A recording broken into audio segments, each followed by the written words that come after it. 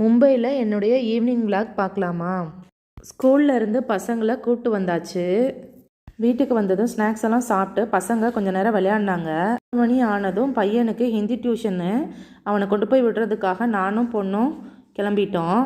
அவனை கொண்டு போய் விட்டுட்டு 1 ஹவர் தான் டியூஷனு, அதனால் நாங்கள் கீழே வெயிட் பண்ணி கூப்பிட்டு வருவோன்னு வெயிட் பண்ணோம். கொஞ்ச நேரத்துலேயே மழை, சரியான மழை. நம்மளை கொஞ்சமாவது ஃப்ரீயாக விடுதான்னு பாருங்களேன் அப்படிங்கிற மாதிரி இருந்தது.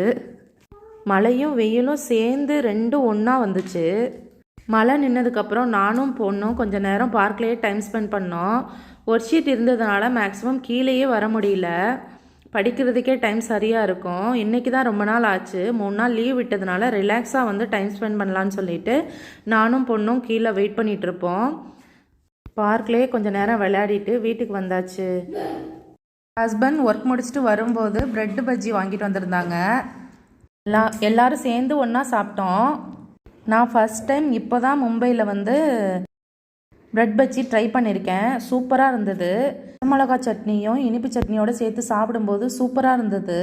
நீங்களும் இதே மாதிரி ட்ரை பண்ணியிருக்கீங்களா? கமெண்டில் சொல்லுங்கள். பாய் பாய்.